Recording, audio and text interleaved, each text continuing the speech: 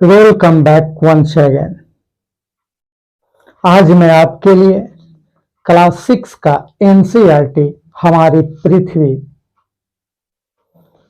का तमाम एमसीक्यू लेकर के आया हूं ताकि आपका आकलन जेटेट या सीटेट फर्स्ट अटेम्प्ट में क्लियर हो सके। आज इसका सिलसिलेवार ढंग से लेसन 1 से लेसन 8 तक संपूर्ण किताब का विवेचन करेंगे। आइए देखते हैं। सबसे पहला लेसन है सौर मंडल। इसके अंतर्गत है सबसे पहला क्वेश्चन, रिक्त स्थान की पूर्ति करें, जिसमें है क्षुद्र ग्रह ग्रहों की कक्षाओं के बीच पाया जाता है। तो आपको मालूम होना चाहिए कि क्षुद्र ग्रह मंगल और बृहस्पति, मंगल और बृहस्पति ग्रहों के कक्षाओं के बीच पाया जाता है। अगला क्वेश्चन है सूर्य से सबसे नजदीक का ग्रह, तो ये आपका बुध हो जाएगा, यानी कि सूर्य के सबसे नजदीक का जो ग्रह है वह बुध है। तीसरा क्वेश्चन है सौर मंडल का सबसे बड़ा ग्रह है, तो आपको जानना चाहिए कि सौर मंडल का सबसे बड़ा ग्रह बृहस्पति है।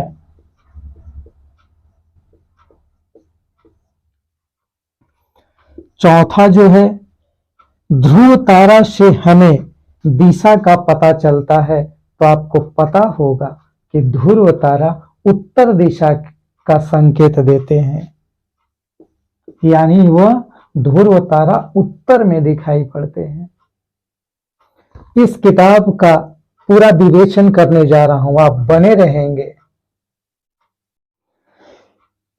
दूसरा क्वेश्चन है सही उत्तर को चुने। क सूर्य से तीसरा ग्रह, तो आपको पता होना चाहिए कि सौर मंडल में कुछ ग्रह को आंतरिक ग्रह और कुछ को बाह्य ग्रह। अगर आप आंतरिक ग्रह के बारे में जानते हैं तो आप पता कर सकते हैं कि सबसे पहले बुध, शुक्र, पृथ्वी, मंगल, इनको आंतरिक ग्रह बोला जाता है। और यहां पूछ रहा है कि सूर्य से तीसरा ग्रह, तो बुध, शुक्र, पृथ्वी, तो आपका उत्तर पृथ्वी होगा। अगला क्वेश्चन है सूर्य से पृथ्वी पर प्रकाश आने में समय, तो वह 8 मिनट कुछ सेकंड लगता है, तो आपका ऑप्शन ए होना चाहिए। तीसरा है पृथ्वी का आकार कैसा है, तो पृथ्वी का आकार आपको भू-आभ है। अंतिम क्वेश्चन है इस चैप्टर का एमसीक्यू के रूप में, पृथ्वी को किस ग्रह के नाम से जाना जाता है। तो यहां ऑप्शन में आप कुछ देखेंगे तो आपको स्पष्ट पता चलेगा कि पृथ्वी को नीला ग्रह माना जाता है पानी की उपस्थिति के कारण। लीजिए पेश है आपके बीच दूसरा अध्याय। कोई उछल कूद नहीं, कोई भाव भूमिका नहीं, कोई ड्रामा नहीं, direct come to the point. दूसरा लेसन है ग्लोब, अक्षांश और देशांतर, जिसके अंतर्गत रिक्त स्थान की पूर्ति करो। पहला क्वेश्चन है कर्क रेखा स्थित है, तो आपको ग्लोब के बारे में बेसिक्स अगर पता होगा तो आप जान लीजिए कि यह ग्लोब, इसके उत्तरी भाग और इसके दक्षिणी ध्रुव कर्क रेखा और मकर रेखा बराबर कंफ्यूजन में रखता है। एक ट्रिक के माध्यम से आप याद रखिए इसको। मादा कौआ, उत्तरी जो ध्रुव में होता है वह कर्क रेखा और दक्षिणी ध्रुव में जो होता है वह मकर। तो कितना इसका मान होता है, तो यह 23.5 डिग्री नॉर्थ और यह 23.5 डिग्री साउथ, यानी 23.5 डिग्री उत्तरी ध्रुव के तरफ जो रेखा है वह कर्क रेखा, और दक्षिणी ध्रुव में 23.5 वह मकर रेखा।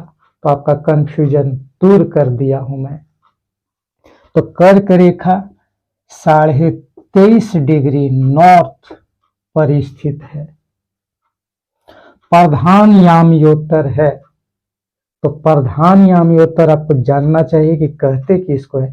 तो ग्रीनविच से जो मेन टाइम है उससे गुजरने वाली रेखा, उसका मान 0 डिग्री होता है, और इसको 0 डिग्री देशांतर भी बोला जाता है। दो अक्षांश रेखाओं के भाग को यानी बीच के भाग को क्या कहते हैं, तो आपको जानना चाहिए कटिबंध।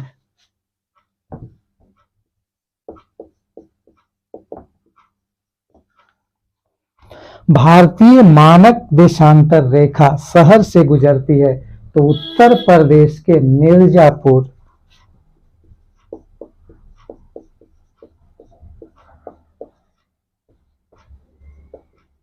आप बने रहे मेरे साथ। इस चैप्टर का दूसरा क्वेश्चन है,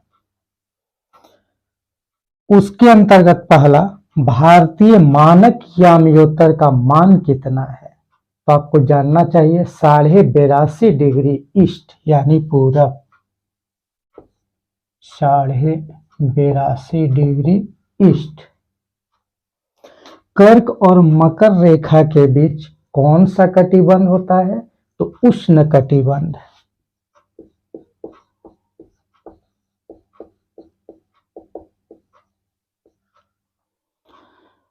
उत्तरी ध्रुवीय वृत्त किस गोलार्ध में पाए जाते हैं, तो वाजिब है उत्तरी गोलार्ध में।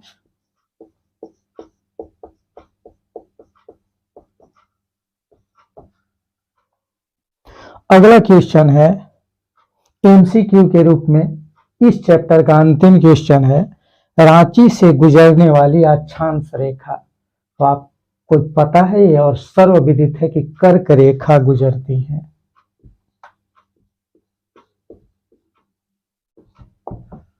बने रहे मेरे साथ आप।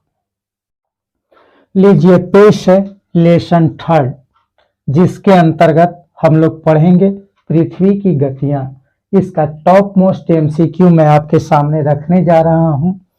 पृथ्वी की घूर्णन गति यानी उसका गति पूछ रहा है, तो वह है 1600 किलोमीटर प्रति घंटा। पृथ्वी का अपने अक्ष पर, समतल अक्ष पर कितना झुका हुआ है, यानी कहने का तात्पर्य है कि पृथ्वी कितना अक्ष पर झुका हुआ है, तो 23.5 डिग्री। 21 जून को कहां पर सूर्य की किरणें लंबवत पड़ती है, तो कर्क रेखा पर। 21 जून को कर्क रेखा पर सूर्य की किरणें लंबवत पड़ती है। लीप वर्ष में कितने दिन होते हैं, तो लीप वर्ष में 366 दिन होते हैं। दिन और रात का होना, जो यह घटना है दिन और रात का होना, यह पृथ्वी के घूर्णन गति के कारण होता है।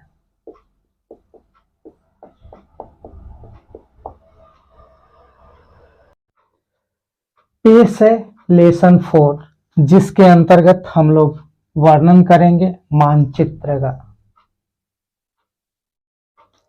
उसके अंतर्गत पहला क्वेश्चन है, रिक्त स्थान की पूर्ति करें। पृथ्वी की सतह या उसके एक भाग का पैमाने के माध्यम से चपटी सतह पर खींचा गया चित्र मानचित्र कहलाता है। आप जान गए कि पृथ्वी की सतह या उसके एक भाग का पैमाने के माध्यम से चपटी सतह पर खींचा गया चित्र मानचित्र कहलाता है। सड़कों का वितरण जो है वह थीमैटिक मानचित्र के अंतर्गत आता है। थीमैटिक मानचित्र। राज्यों, नगर का जो वितरण होता है वह राजनीतिक मानचित्र के अंतर्गत आता है।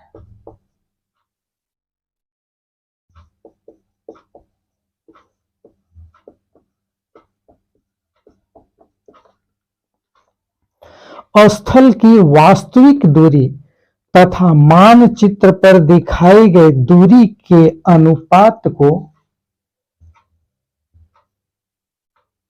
पैमाना कहा जाता है।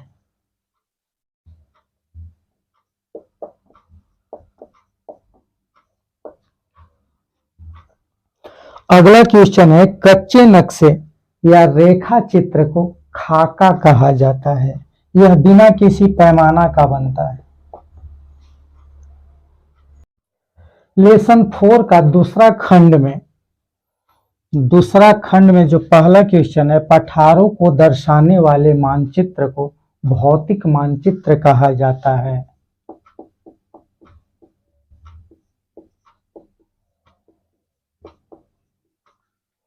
दिक् सूचक का उपयोग दिशाओं को पता लगाने के लिए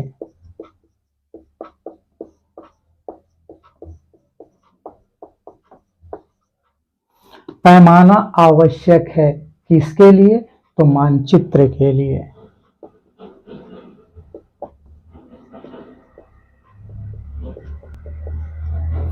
मानचित्र पर नीला रंग महासागर या जल की उपस्थिति को दर्शाने के लिए।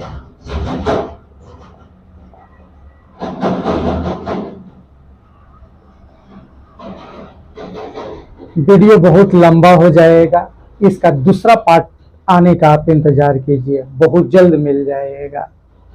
आपको यह सेगमेंट अगर अच्छा लगा हो, कंटेंट में अभिरुचि हो, तो आप इस चैनल को जरूर लाइक और सब्सक्राइब कर देंगे। धन्यवाद।